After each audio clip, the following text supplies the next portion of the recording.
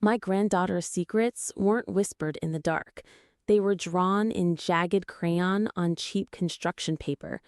It started at Sunday dinner, in the house I once owned, at a table that no longer felt like mine. "It hurts when I sit," Lily leaned into me, her voice a fragile wisp of sound against the clatter of silverware and forced laughter.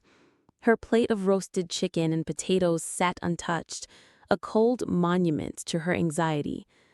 Beneath the heavy oak table, her small legs were clenched together, a desperate attempt to hold herself.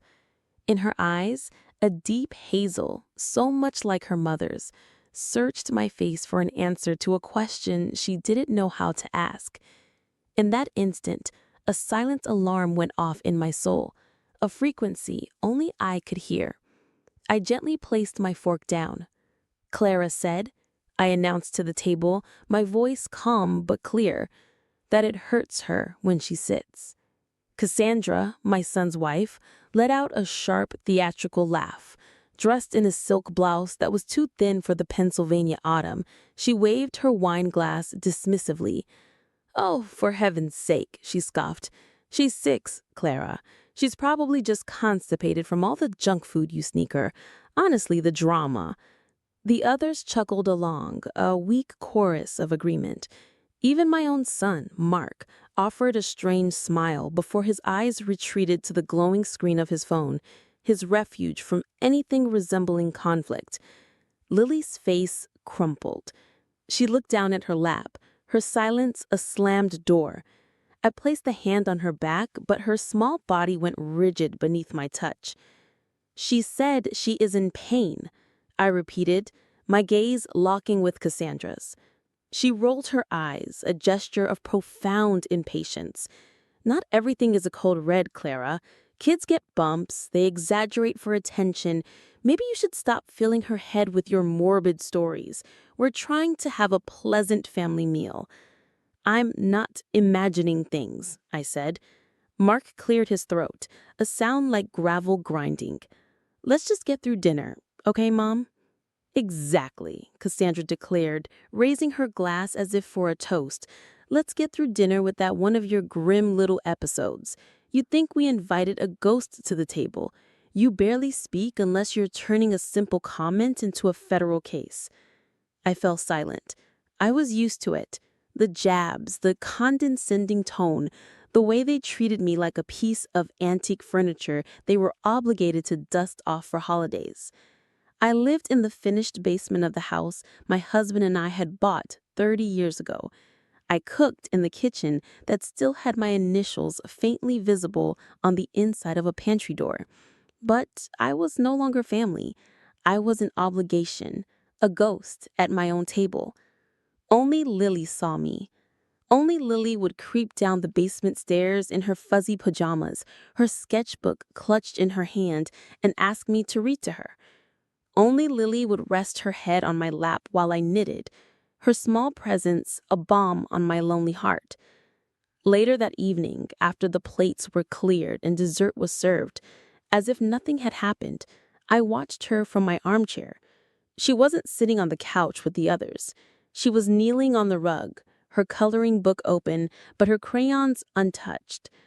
I saw it in the hunch of her shoulders, the way she flinched when Devin, Cassandra's boyfriend, a man with no blood ties but who moved through the house with an unnerving proprietary air, reached over her to grab the TV remote. My skin prickled with a cold dread. "Lilybug," I called softly, "want to come downstairs with me? We can finish the book about the brave little knight." She didn't look up, but gave a single, almost imperceptible nod. That night, curled on the worn floral sofa under the dim basement light, I didn't read. I just held her as she pressed her face into my side. Just before she drifted off, she whispered one more thing, words that would become the key to a lock I didn't yet know I had to pick. "He told me if I tell anyone, they'll put you in a home for old people." My hand froze in her hair. "Who told you that, baby?" But she was already pretending to be asleep, her breathing shallow and uneven. I sat there in the humming silence of the old furnace, a cold fear seeping into my marrow. I had suspected something was wrong for months. The sudden bedwetting Cassandra mocked, the nervous tantrums, the way Lily would go silent whenever Devin entered a room. Now this. I looked at the precious child asleep on my chest, the last piece I had of my own lost daughter Rose, and I knew with a certainty that eclipsed all my fear that I had to do something. I had already buried one child. I would not lose my grandchild to the monsters living upstairs. She's just waiting to die, but she wants to do it as loudly as possible. Cassandra said it with her back to me, examining a bottle of wine as if my existence were a mere footnote to her evening. She never looked at me when she delivered her cruelties. It was a performance for the room, her malice disguised as casual observation. I stood at the kitchen sink, my hands immersed in warm, soapy water, the ghost in my own home. This was the same kitchen where I'd baked birthday cakes for Rose. The floor I had scrubbed on my hands and knees. Now I just listened as Cassandra's voice slithered across the tiles. Honestly, why is she still here? For nostalgia? She continued, pulling a dish towel from a hook. No one answered. They never did. This was my house.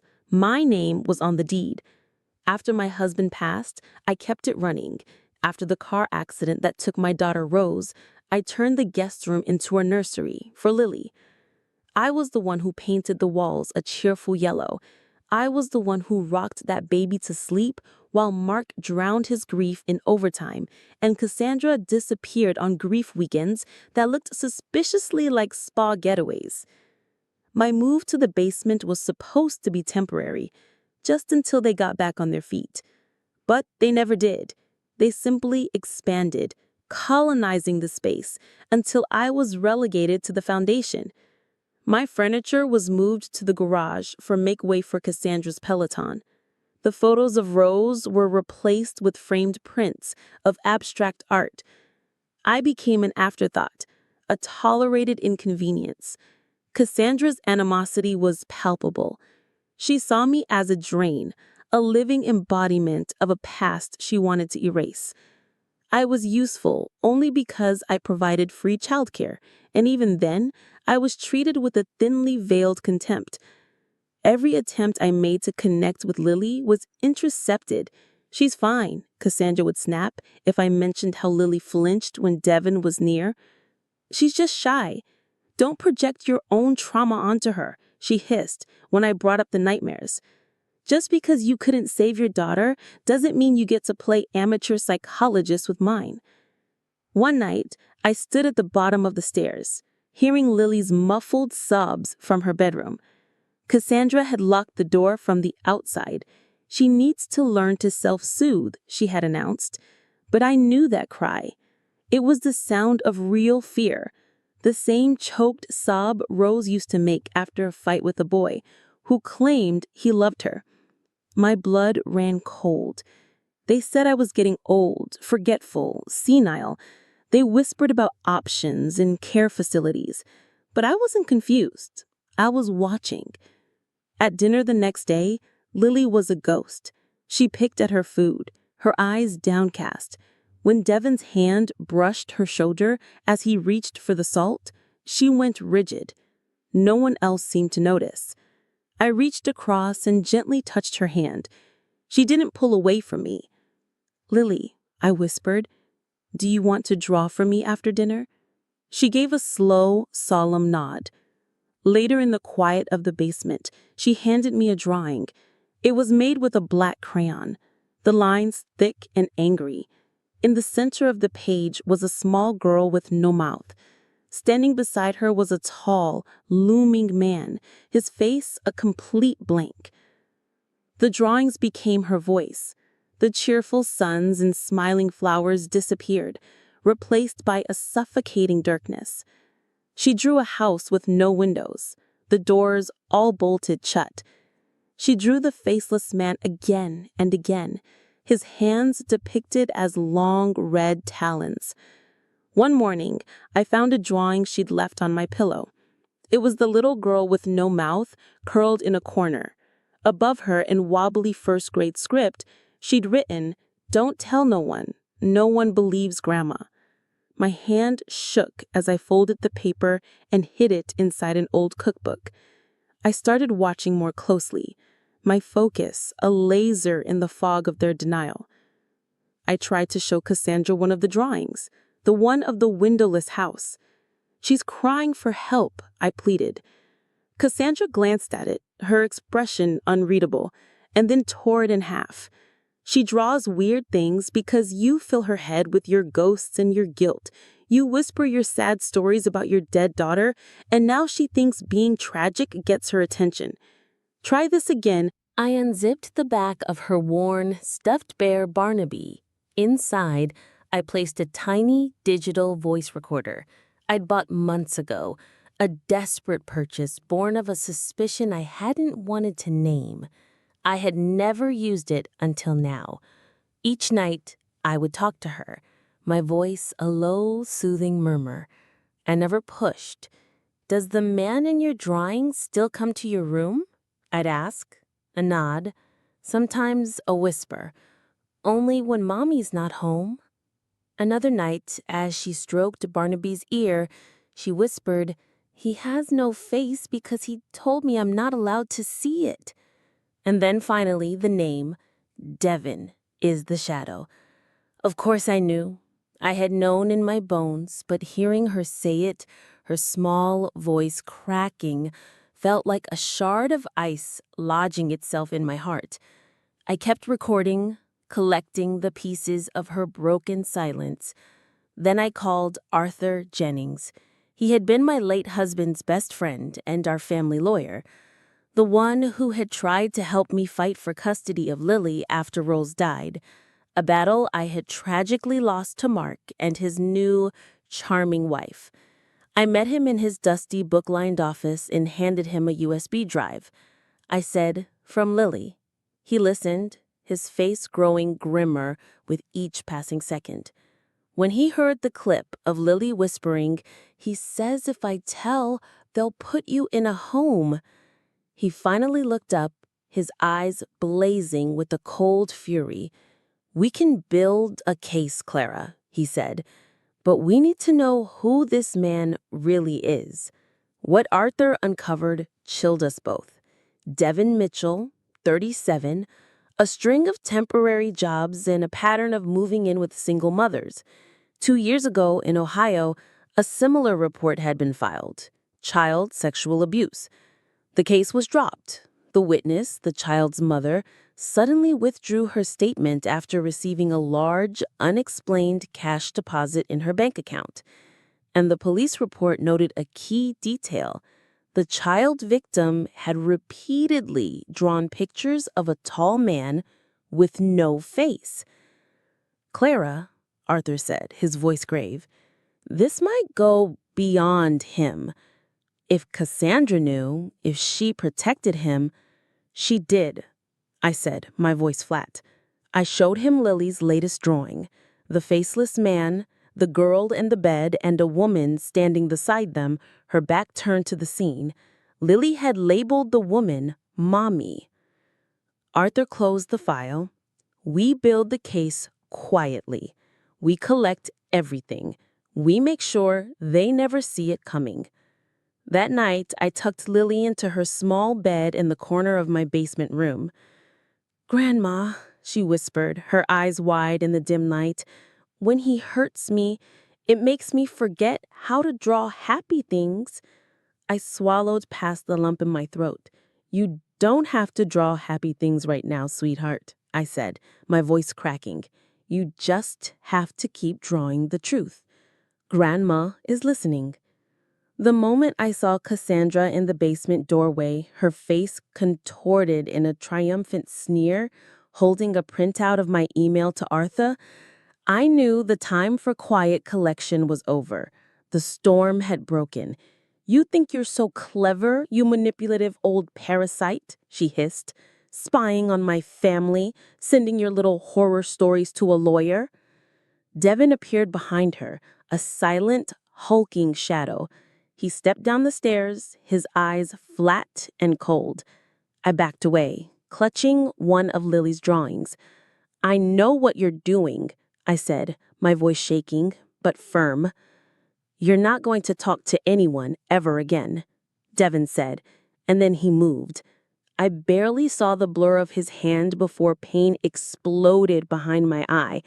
I crumpled to the concrete floor, my head striking the metal frame of the daybed. They didn't drag me. They simply took my phone and my purse and shoved me into the small, dark storage closet under the stairs. I heard the deadbolt slide home. "You want to play detective, Grandma?" Cassandra's laugh was a cruel, sharp thing. "Fine, you can rot in there until we figure out what to do with you." I pounded on the door, but it was useless. Upstairs, I heard Lily scream, "Where's Grandma?" And Cassandra's sharp reply, "You cry one more time and you'll end up right where she is." I lay in the suffocating dark, the smell of mildew and old paint filling my lungs. My head throbbed. Hours passed, then I heard Cassandra on the phone upstairs, her voice loud and excited. "Yes, we leave for Cabo on Thursday, a whole week. Thank God, this place is cursed." They were going to leave me here to die. My time had run out. Feeling my way through the dark, my hand brushed against an old tin lunchbox, one that had belonged to Rose. I pried the rusted lid off with a piece of bent metal. From inside, I sliced a line across my forearm. It wasn't deep, but it was enough. I dipped my fingers in my own blood and began to write on the cold concrete wall. "Arthur, help Lily, Devin. If anyone ever found me, I wanted them to know this wasn't an accident." But in the end, it was Lily who saved me. 3 days after they locked me away, Cassandra dropped a quiet, hollow-eyed Lily at school. During art class, Lily walked up to her teacher's desk and handed her a folded piece of paper. The teacher, a young woman named Miss Albright, unfolded it. It was a drawing of a house. Downstairs, in a small dark box, was a stick figure labeled Grandma. Upstairs, a larger, faceless figure held the hand of a crying girl. In the corner, in red crayon, was a single word: help. Miss Albright didn't hesitate. By noon, Child Protective Services and a sheriff deputy were at the school. By 4, Arthur had been called, and by midnight, while Cassandra and Devin were celebrating their escape at an airport bar, the police were at the house with a warrant and a locksmith. They found me barely conscious in the dark. They found Lily's sketchbooks, they found the voice recorder, and on Devin's laptop, they found the final, sickening proof, a hidden folder filled with videos of Lily taken through a pinhole camera drilled into her bedroom wall. The courtroom felt cold, a place bleached of all warmth and color. I walked in with the cane, Arthur at my side. Across the room, Cassandra was performing a masterclass in theatrical sorrow.